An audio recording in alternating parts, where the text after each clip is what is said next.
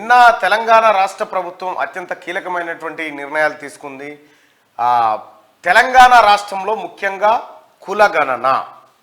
కులగణన చేపట్టాలని చెప్పి రాష్ట్ర ప్రభుత్వం నిర్ణయం తీసుకుంది.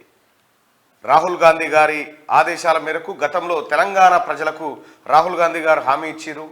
ఈ రాష్ట్రంలో కాంగ్రెస్ పార్టీని అధికారంలోకి తీసుకొస్తే కులగణన చేపడతామనేటువంటి మాట చెప్పిండు.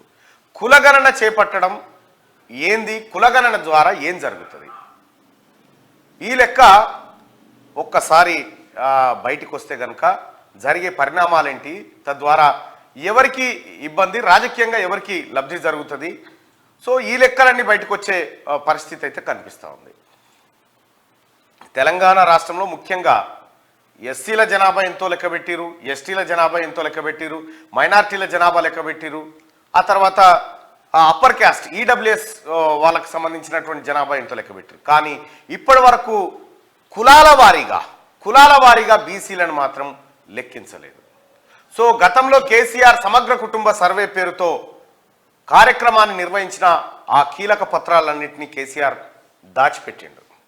ఆ పత్రాలు బయటికి రాలే, ఎవరి కులం ఎవరి బలం ఏందో బయటికి రాలే, కోళ్ళు ఉన్నాయా, కుంకనక్కలు ఉన్నాయా, సైకిల్ ఉన్నదా, చేతి గడియారం ఉన్నదా అనేది మొత్తం లెక్కల కానించి రాసుకపోయారు ఆ రోజు సమగ్ర కుటుంబ సర్వే రోజు. సో కేసీఆర్ తాను ఏ వర్గంతోని పరిపాలన సత్సంబంధాలు మెరుగుపరుచుకోవాలి, ఏ వర్గాన్ని దగ్గరికి తీయాలి, ఏ వర్గాల ద్వారా మనకు మంచి జరుగుతుంది అనేటువంటి లెక్కలు ఆయన కోసం పెట్టుకున్నటువంటి సర్వే అది. అదేదో జనాన్ని ఉద్ధరించిన సర్వే కాదు. కానీ ఇప్పుడున్నటువంటి రాష్ట్ర ప్రభుత్వం, కాంగ్రెస్ పార్టీ ప్రభుత్వం, ముఖ్యమంత్రి రేవంత్ రెడ్డి గారి సారథ్యంలో ఉన్నటువంటి ప్రభుత్వం కులాలను కులం లెక్కబెట్టేటువంటి కార్యక్రమాన్ని చేయబోతా ఉంది. చాలా లెక్కలు ఇదివరకు దాకా చక్కర్లు కొట్టినాయి. ఒకరోజు కేసీఆర్ చెప్పిండు ముదిరాజులు 50 లక్షల మంది ఉన్నారు అని చెప్పి తటక్కున నోరు జారితే ఆ మాట బయటికి రాగానే సో నాలాంటి వాళ్ళు ఆ మాటను తీసుకొని ముదిరాజులకు ఏం జరగాలి, ఏం జరిగింది, ముదిరాజుల సంఖ్య ఎంత, బలం ఎంత అనేటువంటి అంశాలను ప్రజల ముందుకు తీసుకురావడం జరిగింది. వాళ్ళలో కొంత కదలికం స్టార్ట్ అయింది. సో అట్లా ముదిరాజులకు సంబంధించినటువంటి అంశం ఒకటే కాదు, ఇప్పుడు కులగణన చేపడితే అనేకమైనటువంటి అంశాలు తెర మీదకి వచ్చే అవకాశం ఉంది. ముఖ్యంగా చూసుకుందాం, ఒకసారి బోర్డు పెట్టాం. ముఖ్యంగా చూసుకోవాల్సినటువంటి అంశాలు ఏంటంటే కులగణన. ఇది గతంలో చేసారు కులగణన. ఎప్పుడు 1900 స్వాతంత్రం రాకముందుకు జరిగిన కులగణన జరిగింది. కానీ ఆ తర్వాత కులగణన ఎప్పుడు జరగలేదు.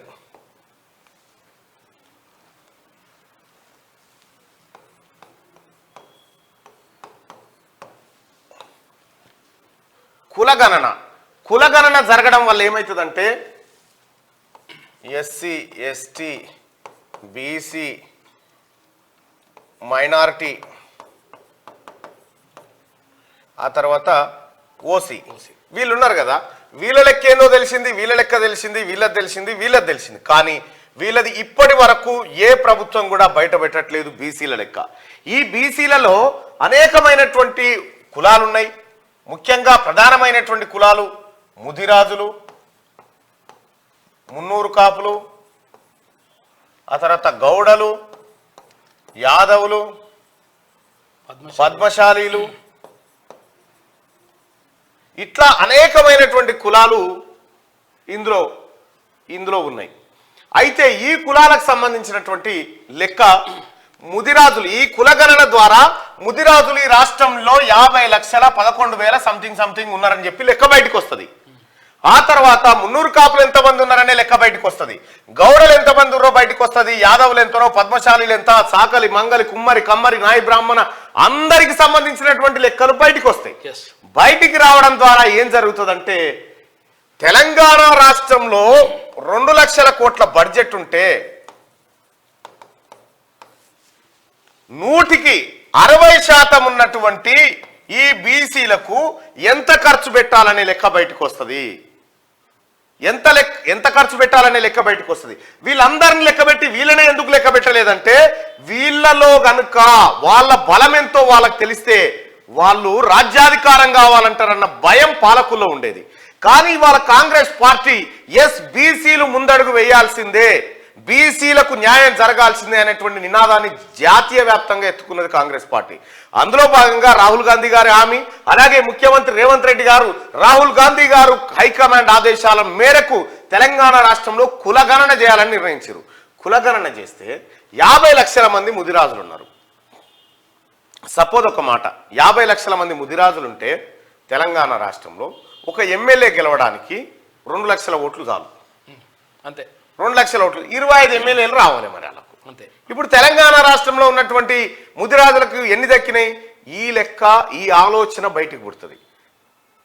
సో తద్వారా ఏం జరుగుతుందంటే బీసీలకు రాజకీయ వాటా దొరికే అవకాశం ఉంటది. ఈ రాజకీయ వాటా ఏంది అని అంటే బాబాసాహెబ్ అంబేద్కర్ అప్పుడే చెప్పిండు, political power is master key అని. ఆ పొలిటికల్ పవర్ కనుక ఈ వర్గాలకు దొరికితే అప్పుడు ఈ వర్గాల పిల్లలు చదువుతున్న స్కూళ్ళు, కాలేజీలు, దవాఖానాలు అన్నీ బాగుపడతాయి అనేది ఆయన ఇంటెన్షన్. సో ఇదే జరగాలని చెప్పి ఏఐసిసి నేతలు గౌరవ రాహుల్ గాంధీ గారు కానీ తర్వాత ఏఐసిసి పెద్దలు కానీ వీళ్ళందరూ కూడా కులగణన చేపడతామనేటువంటి మాట చెప్తా ఉన్నారు. ఈ కులగణన జరిగితే ఈ మంచి కార్యక్రమం జరుగుతుంది. ఇక్కడే గౌరవ ముఖ్యమంత్రి రేవంత్ రెడ్డి గారి పనితనం, ఆయన ఖచ్చితంగా కేంద్రం ఇచ్చినటువంటి కేంద్ర నాయకత్వం ఇచ్చిన ఆదేశాలను పాటిస్తూ కులగణన చేపడతామనేటువంటి నిర్ణయానికి వచ్చారు. త్వరలోనే తెలంగాణ రాష్ట్ర ప్రజలారా, బీసీ ప్రజలారా, ముఖ్యంగా ఎస్సీ ఎస్టీ మైనారిటీ ప్రజలకు ఎప్పుడైతే లెక్క తెలిసిందో, బీసీ ప్రజలారా మీరు మెజారిటీ పక్షంగా ఉన్నటువంటి బీసీలారా మీ రాజకీయ తలరాత మారే రోజు దగ్గరలోనే ఉంది. ఇది తెలంగాణలో ఉన్న కాంగ్రెస్ ప్రభుత్వం చేయబోతా ఉంది. గతంలో కేసీఆర్ సమగ్ర కుటుంబ సర్వే చేసిండు. ఎక్కడ భీమండి కాడున్నోడు, అక్కడున్నోడు, ఇక్కడున్నోడు, సూరతోడు ఉరుకొచ్చి మరీ జనాభా లెక్కలు ఉన్నవా అని చెప్పి లెక్కలు రాపించుకొని పోయారు. ఒక్కటే రోజులో సమగ్ర కుటుంబ సర్వే చేసిరు.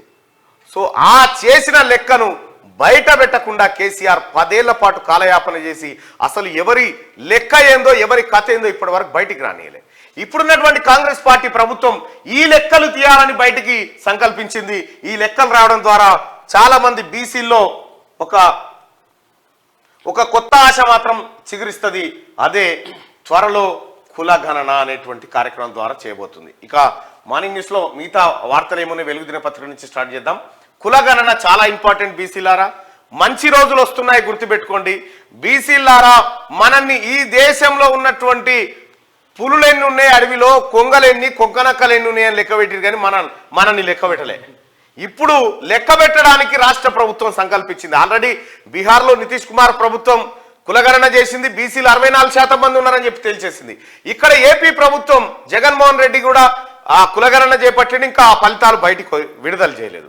సో తెలంగాణ రాష్ట్రంలో కూడా కులగణన చేయబోతా ఉన్నారు. ఈ కులగణన ద్వారా బీసీలకు మంచి జరిగే అవకాశం ఉంది. అసలు నువ్వు ఎంతున్నా, నీ బలం ఎంతనో తెలిస్తే కదా ఎంత భూమో పెట్టాలి నీకు అనేది తెలిసేది. ఆ బలమే తెలవకుండా చేసిరు ఇన్ని రోజులు.